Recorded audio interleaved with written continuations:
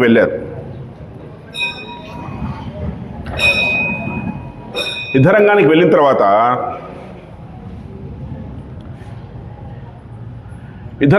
తర్వాత అక్కడ పరిస్థితి చూశాడు. చూసిన తర్వాత ఒక్కసారి అతనికి ఒక అశేష సేనావాహిని ఒక సముద్రాన్ని తలపిస్తుంది.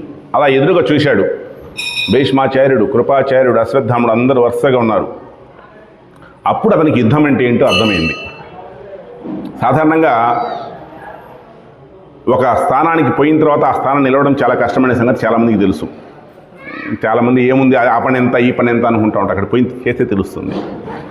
ఇక్కడ ఇంటి దగ్గర భీకరమైన ప్రతిజ్ఞాలు పలికినటువంటి ఈ ఉత్తర కుమారుడు అక్కడికి వెళ్ళి కౌరవ సేనను చూసేటప్పటికీ గొంతులో తడారిపోయింది. కౌరవ సేనను చూసి వడకెన్ తొడగెన్ మదితోన మేను. కౌరవ సేన చూసిన తర్వాత శరీరమే కాదంట, మనసు కూడా వణుకుతుందంట. శరీరం వణకడం భయంతో వణుకుతుంది, మనసు వణుకుతా ఇంకా విహ్వలము అన్నాడు ఒక చోట పోతనామాత్యుడు. భయము చేత అవయవ స్వాధీనం తప్పినంత పని అయిపోయింది దీనికి. కౌరవ సేన చూసి వడకందొడుగని మదితోన మేడు. నీ ఊరకపోవచ్చునికి ఇది ఒప్పునే, నువ్వు ఊరక పోతా ఉన్నావు ముందుకు, ఇది నీకు సరిపోయిందా? ఇప్పటి భంగి చూసిన వీరాలను నేను మార్కొనుట నిశ్చయం. వీళ్ళని ఎదుర్కోకుండా నోరు మూసుకుని వెనక్కిపోవడం మంచిది. కాబట్టి తేరు రయ్యన మరల్పు బృహన్నల అని చెప్పేసి వెనక్కు తిరుపమని చెప్పేసి బృహన్నలకు చెప్పాడు. ఇక ఎన్ని రకాలుగా చెప్పినా కూడా వినుకోలేదు.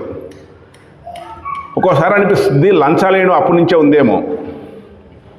ఏమంటాడంటే బృహన్నలకు చెప్తాడు, ఎవరు ఉత్తర కుమారుడు, నన్ను గిరహను ఇంటికి తీసుకుపోతే నీకు 100 బంగారు నాణేలు, 8 వైఢూర్యాలు, 10 ఏనుగులు, 100 గుర్రాలు, 1 గ్రామము నీకు తిరిగి ఇచ్చేస్తాను, నన్ను ఇంటికి తీసుకుపో అంటాడు. ఇతని రేంజ్కి అవన్నీ పెద్ద పెద్ద బహుమానాలు. ఆయన రేంజ్కి ఎంత ఇవి ఆయన స్థాయికి? మొత్తం మీద తీసుకెళ్ళాడు. ఇక లాభం లేదు, నేను వెళ్ళిపోతానని చెప్తే గాంధీవం దగ్గరికి శమీ వృక్షం దగ్గరికి తీసుకెళ్ళాడు. శమీ వృక్షం దగ్గరికి తీసుకెళ్ళి చూపించాడు. ఆ శమీ వృక్షం దగ్గర చూపిస్తే అతనికి పాములు కనపడము, తేలు కనపడము, ఇవన్నీ మనము చూసినటువంటివి. లాస్ట్కు విషయం చెప్పాడు, గాంధీవం తీసుకున్నాడు. ఆ గాంధీవం చేతికి వచ్చేటప్పటికి తనలో మార్పు వచ్చేసేస్తుంది ఆటోమేటిక్గా. మన ఆయుధం మన చేతికి వస్తే ఎవరికైనా కానీ తెలిసిపోతుంది. ఇప్పుడు డ్రైవింగ్ చేసేవాళ్ళు మన బండి మనం తీసుకుంటే హ్యాపీగా వెళ్ళిపోవచ్చు, వేరే వాళ్ళ బండి అయితే కాస్త అనీజీగా ఉంటుంది. మరి గాంధీవం తీసుకున్నాడు ఆయన. మరి గాంధీవం ఎలాంటిదంటే 1,00,000 ధనస్సులకు సమానమైనటువంటిది. ఒక గాంధీవము 1,00,000 ధనస్సులకు సమానము. అంటే దాన్ని బ్రహ్మదేవుడు 4 లక్షల సంవత్సరాలు, ప్రజాపతి 64,000 సంవత్సరాలు, ఇంద్రుడు 85 సంవత్సరాలు, చంద్రుడు 500 సంవత్సరాలు, వరుణుడు 100 సంవత్సరాలు వాడి అగ్నిదేవుడు వరుణదేవునికి ఇస్తే వరుణదేవుడి దగ్గర నుంచి అర్జునుడి దగ్గరికి వచ్చింది. ఇది అగ్నిదేవుడు నుంచి వరుణుడి దగ్గర నుంచి ఖాండవ దహనం సమయంలో అర్జునుడికి వస్తుంది. ఎన్ని యోజనాల దూరమైనా కానీ ఖచ్చితంగా ఆ లక్ష్యాన్ని ఛేదించగలిగినటువంటిది ఈ గాంధీవం. కాబట్టి ఈ గాంధీవం తీసుకొని కౌరవ సేన దగ్గరికి వస్తూ ఉన్నారు. కౌరవ సేన దగ్గరికి వచ్చేటప్పుడు ఇంతకు నువ్వు ఎవరయ్యా అని అర్జునుడిని అడిగాడు ఉత్తర కుమారుడు. అప్పుడు చెప్పక తప్పింది కాదు, నేను అర్జునుడిని అన్నాడు. నువ్వు అర్జునుడిని గ్యారంటీ ఏంటి అంటాడు. మరి ఏం చెప్పాలా గ్యారంటీని? కంకుడు ధర్మసుతుడు, వలనాంకుడు భీముండు, కవలు హయశిక్షక గోకింకరులు చెప్పదొడుగితి, ఇక కొరత పెట్టనేలా, నేను అర్జునుడను అన్నాడు. మరి నువ్వు అర్జునుడు అయితే అర్జునుడి 10 పేర్లు చెప్పు అన్నాడు. అర్జునుడి 10 పేర్లు చెప్పమంటే అర్జున, పాల్గొన, పార్థ, కిరీటి, శ్వేతవాహన, బీభత్స, జయ, ధనంజయ, జిష్ణుహ వరుసగా చెప్పేశాడు ఆయన. అంత ఊరుకోలే, పిలచేస్తాడు కదా, ఈ పేర్లకు అర్థాలు చెప్పమని అడిగాడు.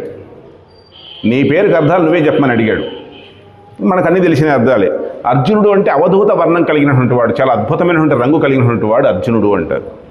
ఫల్గునుడు అనే పేరు ఉత్తర ఫల్గుని శుభనక్షత్రంలో జన్మించాడు కాబట్టి ఆయన ఫల్గునుడు అంటారు. సరే, పార్థుడు పృథాపుత్రుడు. పృథా అంటే కుంతీమాత పేరు పృథ, ఆవిడ పుత్రుడు కాబట్టి పార్థుడు అయిపోయాడు.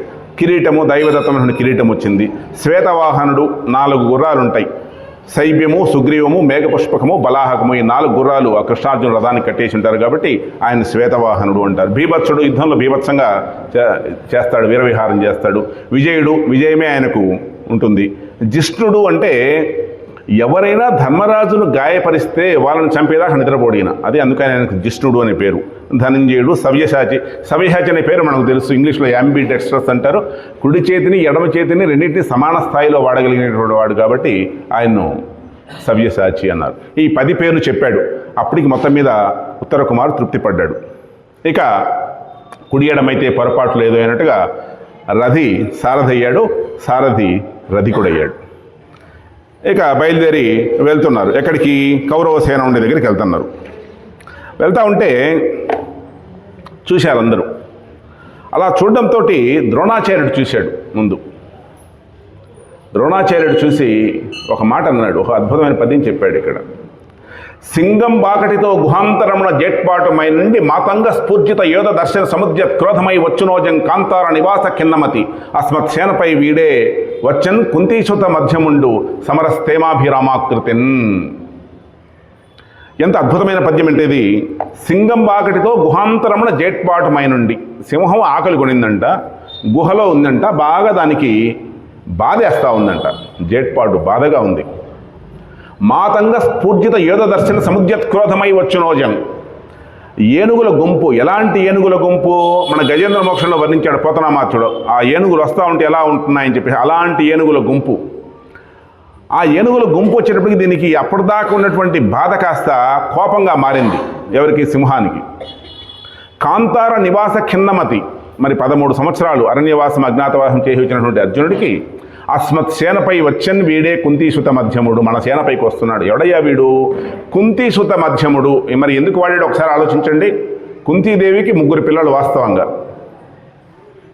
ధర్మరాజు, భీముడు, అర్జునుడు. కుంతీసుత కనిష్ఠుడు అవుతాడు అర్జునుడు. నకులుడు, సహాదేవుడు మాద్రీదేవికి పుట్టినవారు. మరి తిక్కన గారు ఇతన్ని కుంతీసుత మధ్యముడు అని వాడాడు. ఎందుకు వాడాడంటే, మాద్రీదేవి చనిపోయిన తర్వాత ద్రౌపదీదేవి 5 మందిని తన సొంత బిడ్డల్లానే చూసింది. ఆ లెక్క ప్రకారం ఈమె మధ్యముడయ్యాడు. పాండవ మధ్యముడే కాదు, కుంతీసుత మధ్యముడు కూడా అని చెప్పేసి ద్రౌపది ఎంత బాగా తన సవతి పిల్లలను చూసింది అనే దానికోసం ఈ పదం ఇక్కడ వేసుకున్నారు తిక్కన సోమయాజీ. చిన్నప్పుడు మేము అనుకునే వాళ్ళము ఇట్లాంటి పదాలు ఏమైనా వేశారంటే ఇలా ఛందస్సు కుదరకు వేసుకుంటారులే అనుకునే వాళ్ళం. ఛందస్సు నాలాంటి వాళ్ళు మనలాంటి వాళ్ళు రాస్తే పద్యాలు కుదరవు. అలాంటి వాళ్ళు అమ్మడి ఛందస్సు పరిగెత్తుంది, ఛందస్సు అమ్మడి వాళ్ళు పరిగెత్తరు. ఇలా కాసేపటికి భీష్మాచార్యుని దగ్గరికి పోయాడు. వచ్చినవాడు ఫల్గునుడు అవశ్యము గెలుతమణంగరాదన్నాడు ఆయన. వచ్చినవాడు అర్జునుడు, ఫల్గునుడు. అవశ్యము గెలుతమణంగరాదు, గెలుస్తామనేటటువంటి గ్యారంటీ లేనే లేదు. వచ్చినవాడు ఫల్గునుడు అవశ్యము గెలుతమణంగరాడు. రాలచ్చిగినై పెరంగిన 2 బలములు గెలవనేర్చునే. యుద్ధం కోసం, రాజ్యం కోసం పోరాడితే 2 బలాలు గెలిస్తే 2 గలాలు గెలుస్తాయా? పోరాడితే ఏదో ఒకటి మాది హెచ్చగు కుందగును దొడలుట ఎల్ల విధంగడుకోవచ్చు, ఏ విధంగా జరగవచ్చు. ఇక్కడ మనం గెలిచేదానికి అవకాశం తక్కువగా ఉంది కాబట్టి ఇప్పుడు సంధి చేసుకోవడమే ఉత్తమం అని చెప్పేసి భీష్మాచార్యుడు చెప్తున్నాడు. అప్పుడు సంధి ఏంటి? యుద్ధరంగానికి మీద సంధి చేసుకోవడం ఏంటి?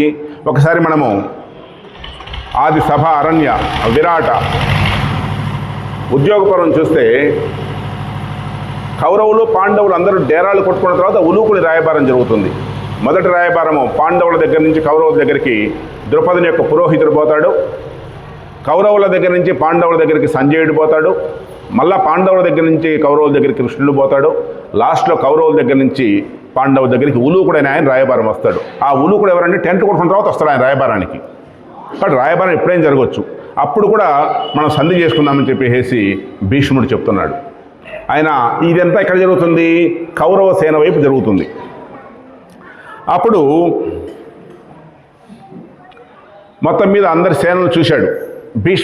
భీష్ముడు, ద్రోణాచార్యుడు, కృపాచార్యుడు అందరూ వరుసగా ఉన్నారు. వాళ్ళని చూసే ఉత్తర కుమారుడు పారిపోయాడు. ఇప్పుడు వాళ్ళ మీదకి యుద్ధానికి వచ్చాడు.